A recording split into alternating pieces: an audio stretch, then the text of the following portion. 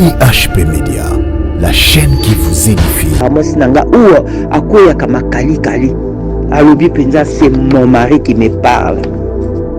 Dialogue déjà mingi zaka souti. Bon, les paroles de l'amour. Et zaka isouté. Tu vois, romance et zaka isouté. Donc voilà. Donc il faut révélation. Oyo ezali parole nzambe alobino na motema pour yeba les secrets des mariages. L'homme quittera son père et sa mère, s'attachera à sa femme et les deux deviendront qu'une seule chair. Faut tout décortiquer, on va s'en nzambe bon décortiquer en gros, s'il vous plaît. S'il vous plaît. Tu vois? L'homme quittera son père et sa mère, pas pour aller taper sa femme, pas pour aller tuer sa femme. Non. La révélation dit que l'homme va dire, ah, cette fois-ci, voici l'os de mes os, la chair de ma chair. Et tout ça, il y a qu'à la révélation. Et révélation, c'est dans l'évangile. Ce que ce tiki na Saint-Esprit, c'est là où tu auras la révélation. Il y a les balles yo, au lingi, au s'engager. Vous voyez? Tout le cas pour comprendre l'évangile, la parole de Dieu. Et pour le problème de votre couple se réglera sur cette révélation-là. Tu vois, l'attitude de Anna. Attention. Mais ça peut prendre aussi beaucoup de temps, les changements. Seigneur a changé comme Kolomoro Tege. Ah, le quoi, Boloba, Kilobi, le quoi, Lingi, moi, sinon a changé, Mobile a changé, fait ça, Makam Kolwana. Non. Yango zo salanga passe, salinga passe, yango na vanda kinye na luki tata na solo la na nzambe. Et salinga passe, basali na nzambe. Oyo boyebi ke liloba oyo tozo lobo tozo te eza ya nzambe ndenga loba bozo ya na bino pe na chaîne na ba chaîne nazoka partout bozo féliciter basali oyo ba divorça na bango après ba eko bala na bango lisusu allez ba félicitations. Hey, libota na Yesu, bande konanga basani na nzambe. IHP Média, la chaîne qui vous édifie.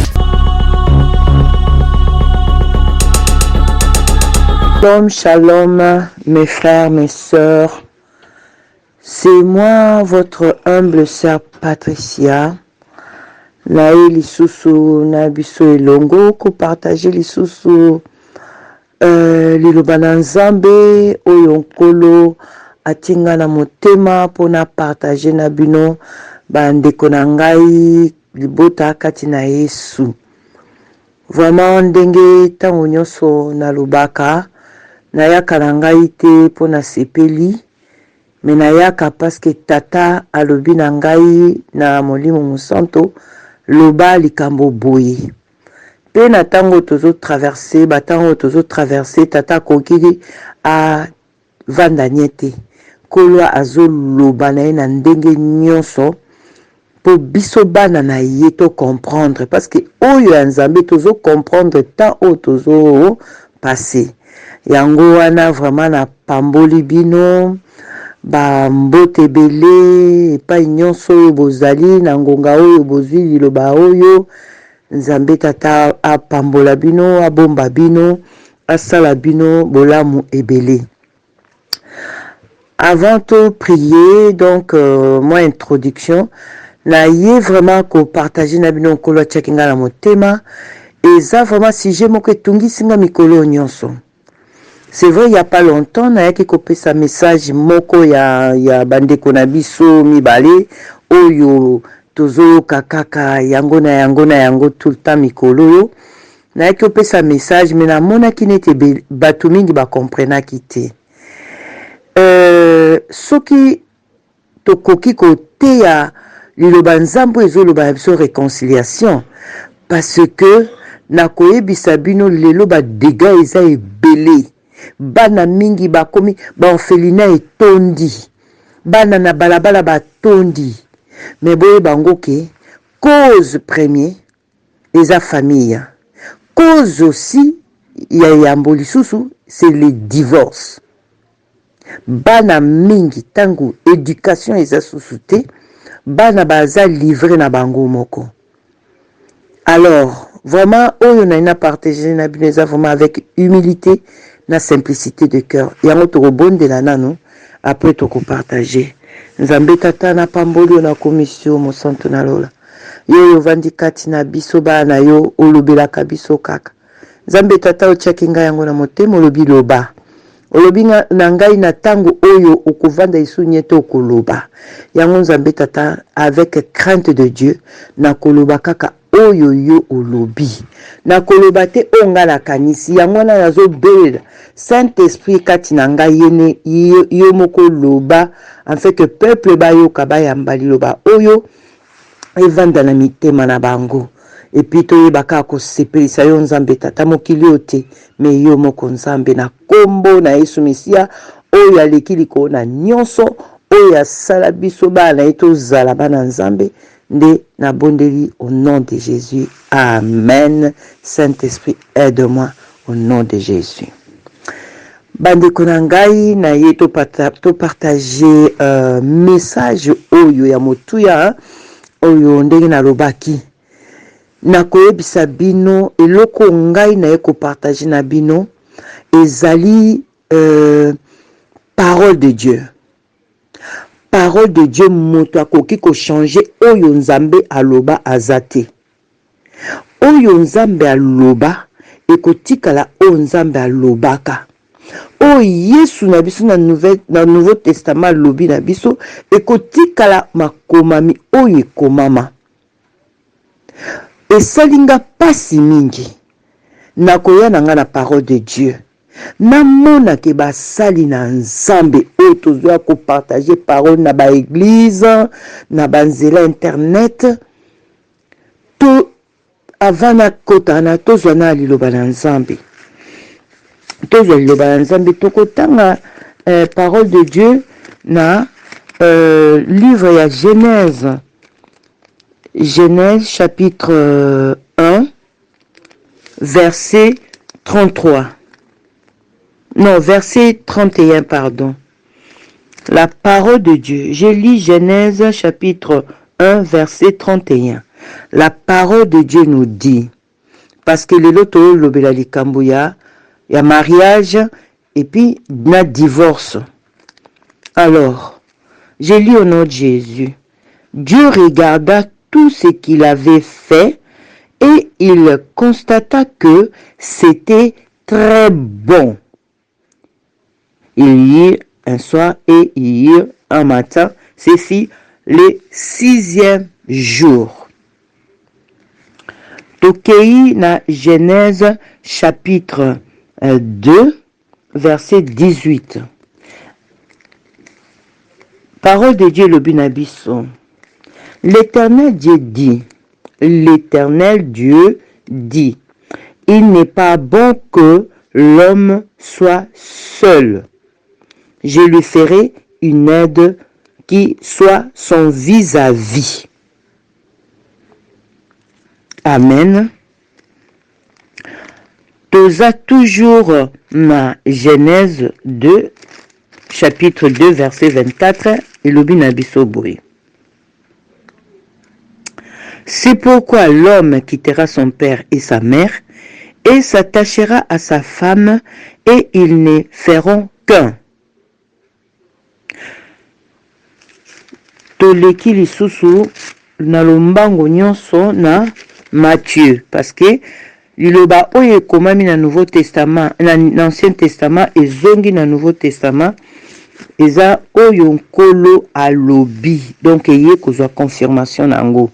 Matthieu chapitre 19 verset na kobanda yango na lingi na banda yango na 3 na kotanga vraiment na mbango nyonso. Je lis au nom de Jésus. Les pharisiens l'abordèrent et pour lui tendre un piège, ils lui dirent, est-il permis à un homme de divorcer de sa femme pour n'importe quel motif. Il répondit, Jésus, n'avez-vous pas lu que le Créateur au commencement a fait l'homme et la femme, et qu'il a dit, c'est pourquoi l'homme quittera son père et sa mère et s'attachera à sa femme, et les deux ne feront qu'un. Question à poser, Bango. Ainsi, ils ne sont plus deux, mais ne font qu'un. Que l'homme ne sépare donc pas ce que Dieu a uni. C'est pourquoi donc lui dire-t-il, Moïse a-t-il prescrit de donner une lettre de divorce à la femme lorsqu'on la renvoie? Il leur répondit, Jésus, c'est à cause de la dureté de votre cœur que Moïse vous a permis de divorcer de votre femme. Au commencement, ce n'était pas le cas. Mais je vous l'ai dit, c'est lui qui renvoie sa femme, sauf pour cause d'infidélité, et qui en épouse une autre. Donc, cela veut dire qu'il épouse, l'homme qui épouse une autre femme, commet un adultère. Et celui qui épouse une femme divorcée commet un adultère. Tu vois, même les disciples à la fin, ses disciples lui dirent, si telle est la condition de l'homme vis-à-vis de la femme, il vaut mieux ne pas se marier. Amen. Donc, yango toko partager. Yango vraiment toko partager. Oyebi, naninga na lobelo komoko boye. En tout cas, basai na nzambe, c'est vraiment avec humilité et simplicité de cœur nazo loba loba sikoyo. Vraiment liloba nzambe na banga kango mingi.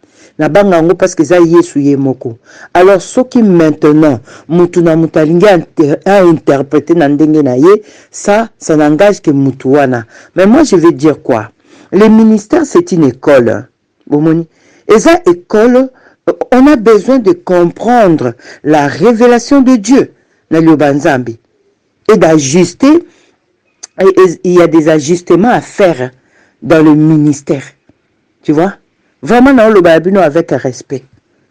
Vous savez, l'église du 20e siècle, du 21e siècle, a été influencée par le système du monde. Voyez? Le diable lui-même, qui égare beaucoup des enfants de Dieu, hein? de sortir de la saine doctrine. Donc il faut faire attention. Il faut faire attention. Homme de Dieu, naebi keboyebi kolekangai. Mais liloba nzambe za liloba nzambe. Biso nyonso toyebi ki en partie. Et beaucoup, certains grands hommes de Dieu ont été aussi influencés par ce système du monde pour détourner l'évangile du Christ. Toyebi yango. C'est le diable qui est l'auteur, le patron de cette influence qui est contraire à la parole de Dieu, la parole divine. Yango tozo mona ba makambo to mona ba divorce. Au début, donc divorce c'est un embêté. Le mariage, c'est un plan de Dieu, plan divin de Dieu. Dieu ne se trompe pas. Hein? Dieu ne se trompe pas. Il connaît. Nzamba yebi comment tozali. Ezala mwasi eza mobali. Nzamba yebi ndenge ya salabiso. Ayebi ke na kati ya libala il y a des combats. Na kati ya couple il y a des combats. Soki nzamba lobaki ke le mariage bato oyo basangani ba okende tina suka. Donc nzamba yebi ba moyen nini oyo ye atie po biso to salela yango po to résister na ba combat ya couple. Parce que Dieu, il est incomparable, il est divin, il connaît tout. Bon, il ne faut pas démissionner. Normalement, personne ne doit démissionner dans le couple, quels que soient les problèmes. Là, je vous dis, mes frères et sœurs, nazo lobela couple chrétien. Couple chrétien. Nazo lobela.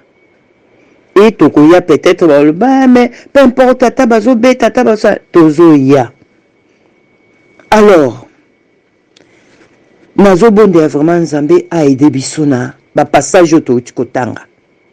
Nzambe tata asali mokili na ye, asali nyonso, bandeke bazamba moto etu. Nzambe alobi ke, nyonso nasali, Nzambe amoni yango, c'est très bon. Oh, mais un moment, Nzambe tata lobaki très bon. Aïe comment on a souffle que il n'est pas bon que l'homme soit seul. Donc, ça est l'homme comment qui n'est pas bon. Donc, l'homme il était seul. Donc, tant mobile yazaki yemoko. Donc, ce n'était pas bon. Ah oui, je lui ferai une aide semblable à lui. Vis-à-vis de lui. Moi, si elle a partenaire, moi, si elle a aide nayo, je lui ferai une aide semblable à lui. Le mariage, c'est une institution divine. C'est Dieu qui l'a institué. Voyez? Na oyo c'est concerné le mariage. Hein? Batu mingi bakoma kozo Ancien Testament. Hein? Tu vois? Bakoma kozo Ancien Testament. Mais biso lelo oto lobela c'est chrétien, c'est Jésus-Christ. Ça n'a rien à voir na makambo tel mariage par rapport à la nouvelle alliance. Tu vois? Donc, je dis seulement, il ne faut pas s'appuyer à l'Ancien Testament pour justifier votre séparation ou votre divorce. Biso toza na nouvelle alliance et à Jésus-Christ. Tu vois, laisse-toi changer par le Seigneur.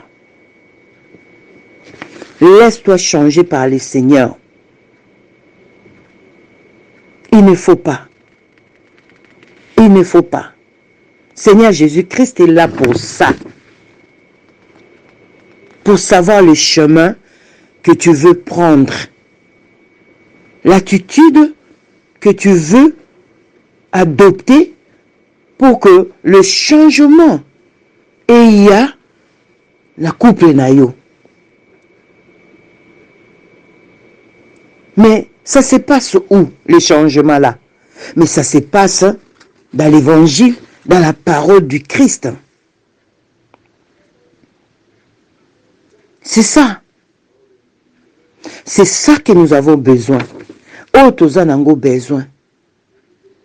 Tous en avons besoin de comprendre.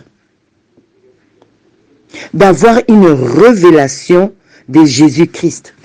Donc, le mariage nazo définir en gros, c'est une révélation. Pour nakobala, il faut oser révélation. Révélation Seigneur Jésus-Christ par rapport à moi si oyo lingo bala, mon bali oyo lingi kondima. Parce que si tu n'as pas cette révélation, ça passe. Parce que ce qu'on a la révélation wana ya libala, peu importe la situation oyo koki et la bino, boko yeba déjà que et loko comment tokoki me la wapi. Tu vois, peu importe les situations, tu vas vouloir connaître le cœur de l'autre. Le changement où ils ont les camotés, tu vois, où ils désirent qu'on change aussi par rapport à l'enseignement et par rapport surtout au Seigneur. L'autre aussi cherche à voir l'état de son esprit pour le changement, tu vois. De là, tu peux prendre le chemin et puis, mon bali, au cause de la responsabilité, nayo. Avec tout ce qui engendre na kati. Moutou na moutazu responsabilité naye. Moi, c'est ça aide. Mon bali aza moutou. Dans la Bible, l'homme, c'est la tête. Tu vois? Nous sommes engendré na kati na ba responsabilité. Mon bali okoyebake. Na kati kuna, ni les a engendré pour couple vanda malam, c'est l'amour. C'est l'humilité, la patience, les brisements aussi. Vous savez, motoaza n'a pas façonné n'a pas caractère naïe. voyez, cherchez à comprendre par la lumière de la parole de Dieu. La révélation. La révélation. Secret au bombami na kati ya motema ya mobali o alobaki, ah voilà cette fois-ci l'os de mes os, la chair de ma chair. Eza ba parole moko forte. Mais lelo est-ce que ba parole wana ezali bozwango na molimo. Lelo est-ce que ezana mibali kuto bazaka penza loba na moi si vraiment des paroles biso basi. Pour moi ça lingaka yoka. Yango Eva yokaka. Tant c'est pas loba. Oh, yé musala nezai kaka azoyoka. Moi ça lingaka yoka. Combien des hommes mukwa lelo. Oh boza bozo babino mo penza ke ngata on a lobela moi sinanga ou akoya kama kali. Alobi penza c'est mon mari qui me parle. Dialogue déjà mingi zaka sauté. Bon, les paroles de l'amour. Hein? Et zaka y sauté. Tu vois, romance et zaka y sauté. Donc voilà. Donc il faut révélation. Oyo, ezali, parole nzambe, alobino na motema, pour yeba les secrets des mariages. L'homme quittera son père et sa mère, s'attachera à sa femme, et les deux deviendront qu'une seule chair. Faut tout décortiquer. On va décortiquer en gros, s'il vous plaît. S'il vous plaît. Tu vois? L'homme quittera son père et sa mère, pas pour aller taper sa femme, pas pour aller tuer sa femme. Hein? Non. La révélation dit que l'homme va dire, ah, cette fois-ci, voici l'os de mes os, la chair de ma chair. Et tout ça, il y a qu'à la révélation. Et révélation, c'est dans l'évangile. Ce que ce tiki na Saint-Esprit, c'est là où tu auras la révélation. Il y a les balles yo, au lingi, au s'engager. Vous voyez? Tout le cas qu'on comprendre l'évangile, la parole de Dieu. Et Boromonaki, les problèmes de votre couple se réglera.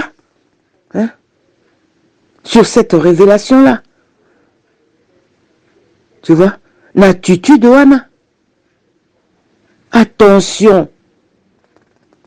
Mais ça peut prendre aussi beaucoup de temps, les changements. Seigneur a changé car mukolo moko teke ah le quoi boloba kilobi le quoi lingi moi sinon a changé mobile a changé faut ça maka mukolo na non yango zo salanga passe salinga passe yango na vanda kinye na luki tata na solola na nzambe e salinga passe basali na nzambe oyo boyebi ke liloba oyo tozo lobo tozo te eza ya nzambe ndenga loba bozo ya na bino pe na chaîne na ba chaîne nazoka partout bozo féliciter basali oyo ba divorça na bango après ba eko bala na bango lisusu allez oh ba félicitations hey libota na Yesu bande konanga basali na nzambe pona ni bolibo cautionner génération oyo ezolanda na sima pona kobanga prison pona kobanga kobetama pona mais les serviteurs faut boye bango nde tozali boye bobengama les 5 ministères oyo nzambe atia pasteur apôtre évangéliste docteur prophète boko betama baotia bino na ba prison nanu mingi bokoti ba prison te nanu bokoti ba prison te boyebi pourquoi mingi na bokoti ba prison te parce que bolo ba vérité bozo teleme la vérité te ah bobo limbisanga parce que na yo kakaka on a otanga la kombote ozo leka boye e betanga. C'est vrai, chaîne mingi et zoboya par rapport à menaces, représailles et tout, on peut comprendre. Mais quand tu viens, tu es homme de Dieu guidé, conduit par le Saint-Esprit, tu vas dire ce que l'Esprit te met dans le cœur. Nzambe tata lobela kinga ya makambo ya réconciliation bandeko na biso. Mais mingi boyo kanakati makambo na lobaki. Na lobaki ke frère wana, il faut abombama. alukelongi na nzambe bambala ebele alelela nzambe nzambe alimbisa ye yango ya mbalo alobi bolanda eloko yango bie ya réconciliation oyo natiaki badege ezoleka na bacouple moto akolobaki makambo ya divorce eza ya nzambe te nzambe ekosala nini na makambo ya divorce mais tozokende wapi parce que c'est le corps du Christ eza na problème olibo kendo tinda biso ba sœur bio tinda ngala kendo lamba na cuisine pour la bana ngala na mobile nanga non tout cela avec respect nana te maman muke na point wana tous en a respect to ebani na elongité mais quand je vais parler avec respect na bande ne bande na obi déjà c'est avec respect na oloba oyebi ndeko na yo te oyebi certes oyebi frèreté quand tu le parles parler avec respect. Oh, ce que je Lukambongo, mais tu ne me connais pas.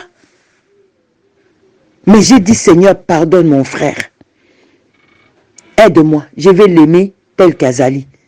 Non, tout kindakana to yo qui vraiment sœur Nabiso bien frère Nabiso a lobby vraiment nini. Et loko nini ya motuye za na kati ya makambo oyo.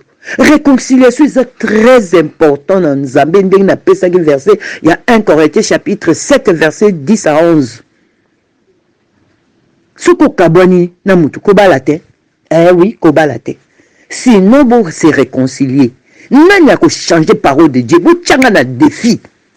Na tchebino na défi bo yela ngai verset okolo alobaki que réconciliation ko zalate na banda na uti ko tanga Matthieu chapitre 19 ndenge ba pharisien ba memi Jésus na ba terrain nyonso na banda to moni ba memi Jésus na ba terrain belé mais Seigneur alobi nini au commencement ezalaki bongo te même tant alobi ke cause alobi mais je vous l'ai dit celui qui renvoie sa femme sauf pour cause d'infidélité et qui en épouse une autre, commet un adultère. Boni tonto changer le banzambeko.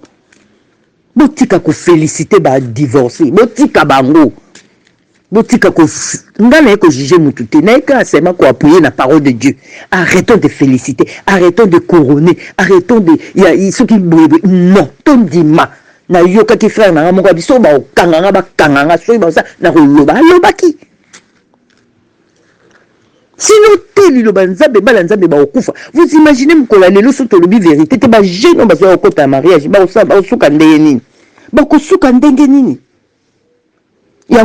il faut la révélation.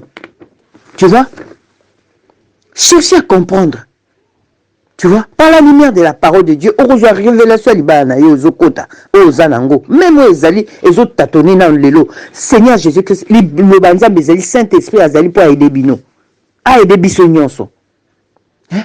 Bon, mon problème, même que ça a réglé. Ils ont réglé. Hein?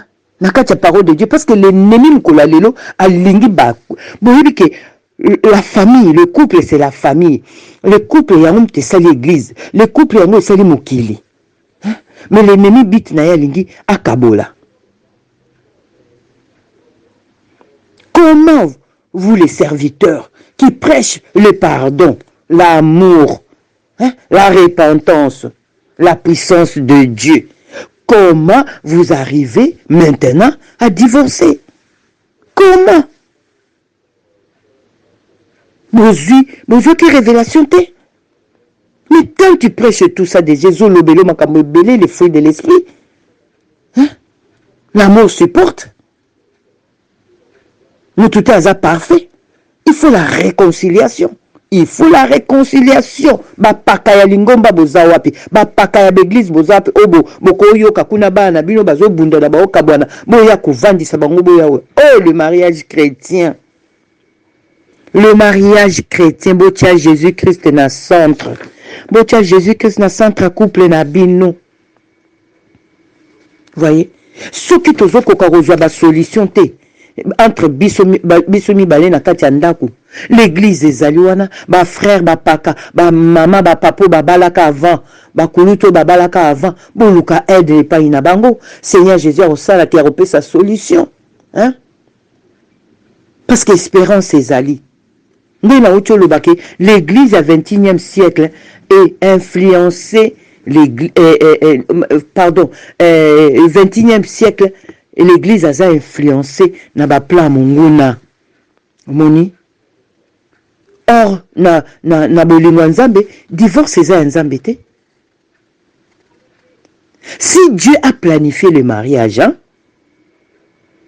si Dieu notre Père a planifié le mariage entre homme, femme, pas femme, femme ou homme, non, homme, femme. Et si il est au milieu de cette union-là, tout est possible. Je vous dis, tout est possible. Si Dieu, il est au milieu de cette union-là de couple, tout est possible, mes frères, mes sœurs. Prends ta croix, mon frère. Prends ta croix, ma sœur. Au jour d'aujourd'hui, le mariage est menacé par le manque de cette révélation. Par manque de révélation dans le cœur. Hein?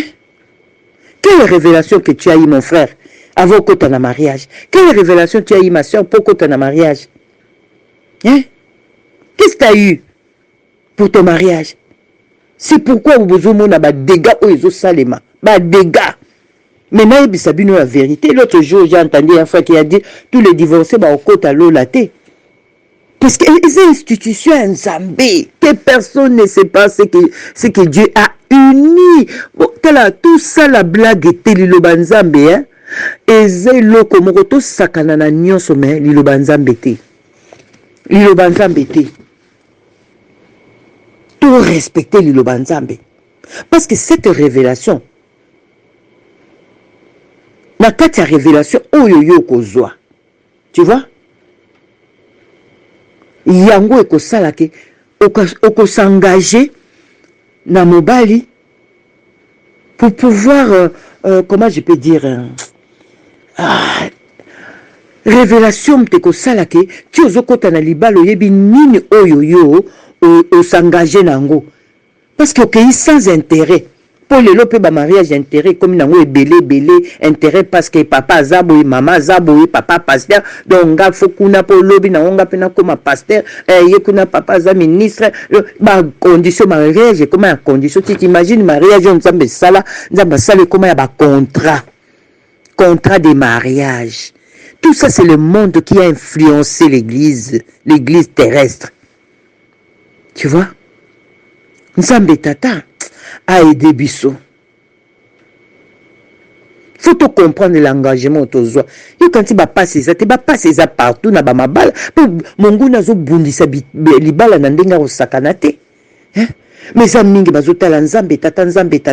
Mais na koyebi so ndeko mwasi ndeko mobali. Soko po moni penza ke eleki. Fungola munoko loba. Parce que so zo bomba pe mingi, mobali tango yebi ke loba ate akwa cheve bien. Il faut yeba ke na yebisa mutu boy, na yebisa famille na nga na yebisa.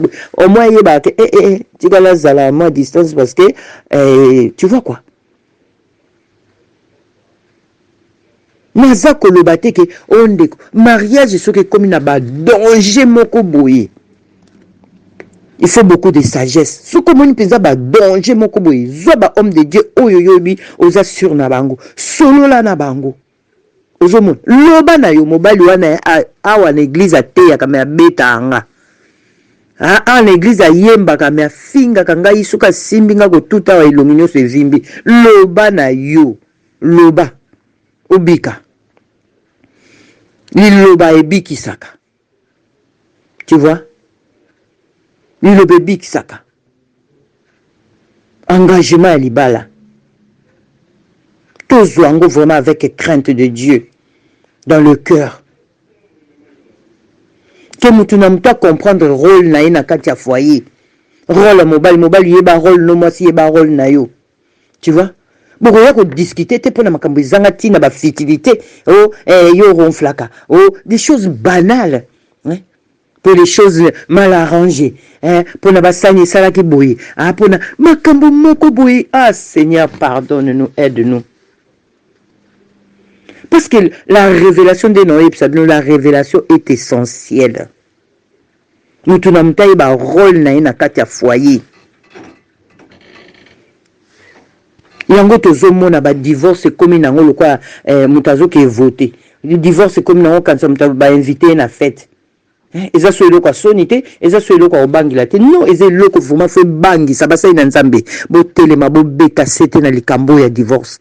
Bo beta sete na likambo mariage. Divorce eza ya nzambe te. Mingi bazo longwa liboso ya nzambe likwa ba divorce. Nzambe kutu alobi ye moko Yesu alobi cause ya infidélité. Mais alobi sou na kati infidélité na mais soki oke ko bala mwasi mususu zo commettre adultère. Elingo loba nini? To sosolate. Tout sosolate. Hein? Tout sosola. Divorce na kati église à Seigneur Jésus-Christ. Hein? Ba sena nzambe o ba ote ya biso o Yesu. Ba divorce. La plupart des cas, bah c'est nzambe papa, limbisa biso kolo sunga biso. Tu vois? Tenu yo kotaki na libala na yo. Révélation nini ozwaki? Hein? Beaucoup ozomona bazo sa ba dégâts parce qu'ils n'ont pas eu la révélation avant de rentrer dans le mariage. Ils n'avaient pas eu cette révélation. Ils n'ont jamais eu cette compréhension de ce que Dieu veut na kati ya couple na bango yango ozomona ba gifle ba coup de tête ba coup de pied ba tout ça titio boma mutu. Tu vois, Dieu s'attend que couple et mariage ezala quelque chose de bien. Tu vois, mingi ba yeba kite mingi petit lelo ba oyeba te que Dieu s'attend azako s'attendre que ton mariage oyo kota eza mariage moke ko sepelisa ye ke okende jusqu'au bout, hein? Et okokoma pe jusqu'au bout ndenge nalobaki so botie nzambe au centre bokoma jusqu'au bout ti yesu akoya kozwa biso na nkembo, hein? Yango nalingi na encourager ba couple, nalingi na encourager ba couple, hein? Bon localiser ba bataille ya couple na bino. Il faut que localiser bataille à couple na yo.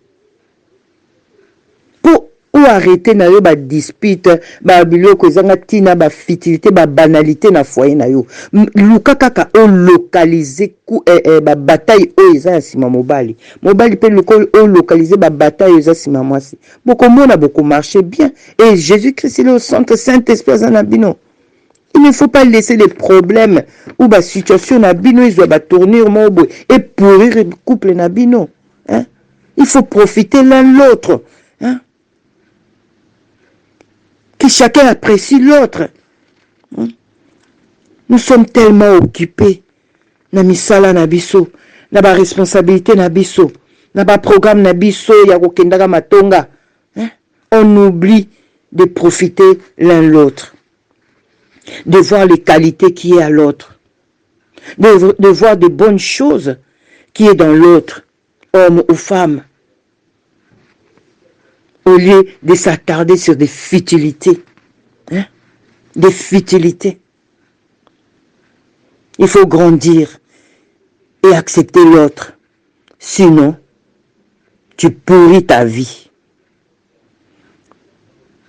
Il faut localiser la pourriture qui est dans votre couple. Ce qui n'a pas pourriture, c'est-à-dire loko ezo sala ki bo vous en akimiate. Localisez-ngo. Zala moi c'est ma bondeli. Zala mobala ma bondeli. Ne sabino zala ba solution te oyo erataka. Na sa ma bondeli erataka te. Erataka nango te. Erataka te. Ma bondeli. Ma bondeli. Vous voyez? Il faut grandir, mes frères, mes soeurs. Il faut grandir et accepter l'autre. Tu vois? Tout localiser. Problème ezaka mingi utaka wapi. Tango localiser ngo kote lango libondeli. Mon frère, ma soeur, jeune prière. Nzamba oyanola yo. Soza sincère libosa nzambe. Hein? L'ennemi a gâché l'atmosphère ya libana na bino. Hein? Anga a gâché l'atmosphère a bien ya couple na bino. Tu vois? Oh Seigneur, aide-nous. Aide-nous, Seigneur. Et bino ba oyo bozo ya kokota na libala, les fiancés. Il faut s'attendre à ces choses et à être prêt pour les affronter, pour les gérer. Tu vois? Bo banga na bino te to bala te po libala mikolo e comité. Lukaka révélation et pas nzambi. Tu vois? Luka révélation. C'est vrai, c'est sérieux aujourd'hui, problème. Il y a les balais sérieux. Couple les sérieux menacés. Mais il faut que Jésus aille au centre. Saint-Esprit au centre. Il y a des frères et sœurs, des serviteurs, qui peuvent aider. Hein, qui peuvent vous aider dans le couple nabino. Bazali. Non, le couple chrétien. Couple chrétien. O bondima yesu bokendaki na église olati roba pembe kuna palati costume soki ya pembe soki ya noir soki ya bleu bokelo ba oui kuna ba oui ebele na ba parole sikilant et sikilante belé o soki yote na vivre te kende kotia mabolongo na se divorce eza mabe eza ya nzambe te ba o bozokota na libala bozala prêt s'il vous plaît bozala prêt na engagement de comment boko gérer tout ça, tu vois. Parce qu'aza belle, aza pembe, aza bois noir, aza soukebele, aza kitoko, aza... Non.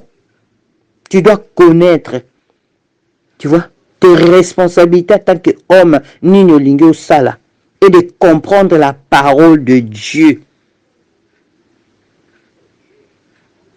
Soki tomitiki Saint-Esprit a sa décision na biso, a éclairé biso. Toko mona kaka biloko malonga ya malamu. Voyez? Toko yeba moninga nanga oyo alingaka nini aboyaka nini. Sinon moyen ezate. Ndenge nazoloba. Le mariage fait partie de la croix que chacun doit porter. Tu dois prendre ça.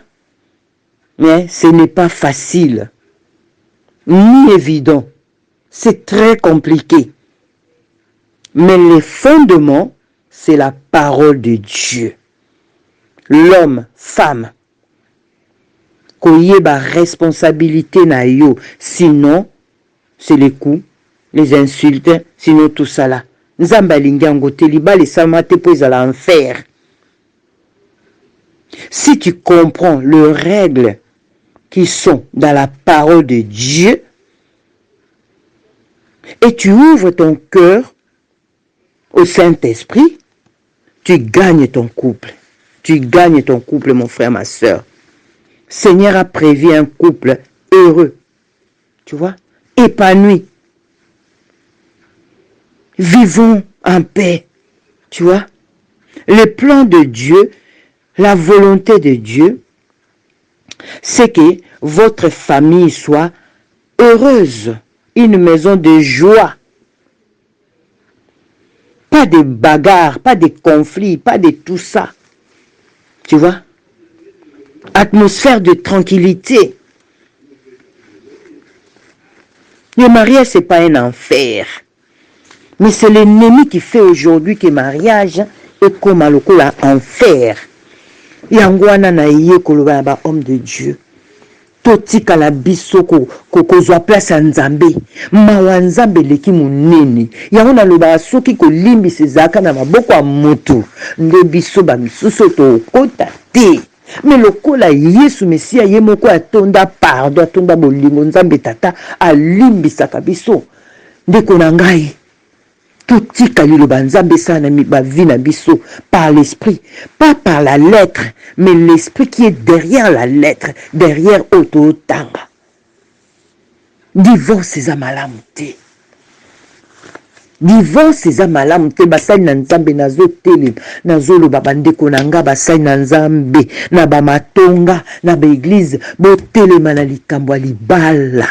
Libala boyebisa bapate soki oza na mobali abetaka yo yaka koyebisa nga pasteur totia ye liboso église awa baseur bobanga te yebisa mosali na Nzambe nanda kungaye tata wano akontaka mabonza wana tata wano ayembaka mobali nango ayembaka mobali nango ateyaka soki yo zate pasteur mobali nangai oyo asimbila ko bible mobali nango asaka bobo na église papa ngala ndako papa pasteur mobali abetaka ngai afingaka ngai azaboye akabela anga te mwasi alingaka azala épanoui mwasi alingaka azala épanoui.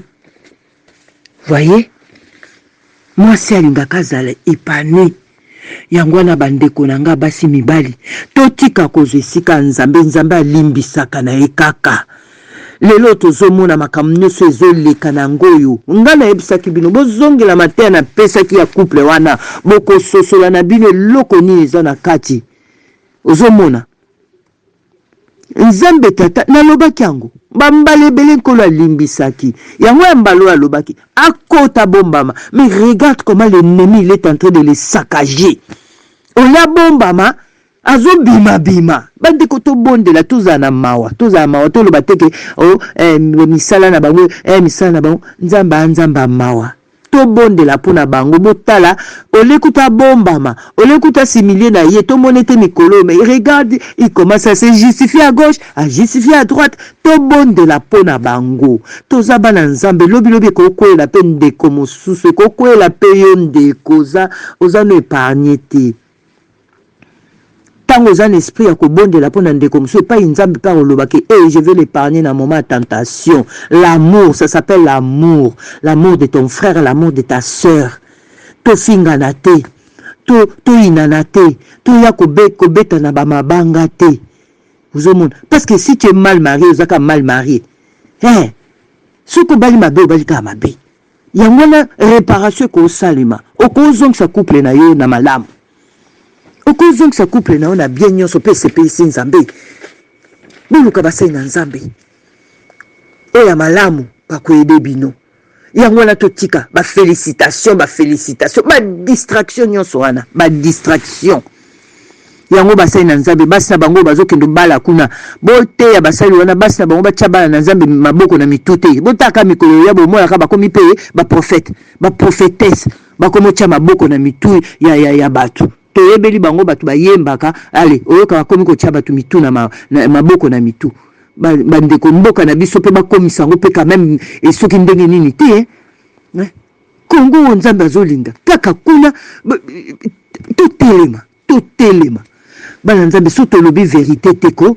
bato bakomona kaka eza soki ndenge nini totelema na bavérité botala klike moko boye satan komi kobundisa bango na bango tolobaki yango kala te tolobaki yango na bamate eza na chaîne na biso AHP Media ke tokomona basai na nzambe entre bango tokomi komona yango biso tobondela po perdition ezala te nalobaki mpe tobondela mpona bapate oyo baza na bakati ya baeglize wana oyo ezali ke mosali azotambola ne ndenge alingi bato baomona na bango te tobondela bandeko nanga tobondela mpona bandeko na biso wana aveuglement wana elongwa yango yanga na oloba soki kaka tosangani na priere ko bomonaka bato babando bimaka bango moko akomokende ti omona mpe elingo mpe kauki mpo nzambe tata olinga mpe bana bazala na perdition te ozomona mais seigneur azotala mpe bolingo biso toza nango ya kobondela mpona baninga mosusu toyaka te na bachaîne mpo toswana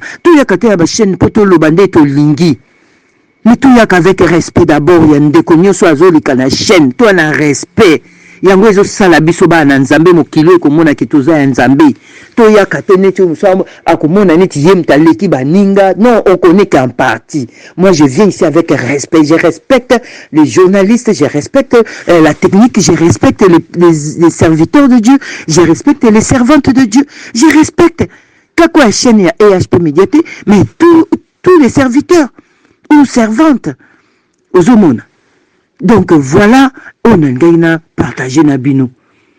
Dieu a vu que tout était très bon. Il n'est pas bon que l'homme soit seul. Je lui ferai une aide semblable. L'homme quittera son père et sa mère, il s'attachera à sa femme. Que personne ne sait pas ce que Dieu a uni. Personne. Que personne. Donc, ce qui nous montre à séparer ce que Dieu a uni un jour,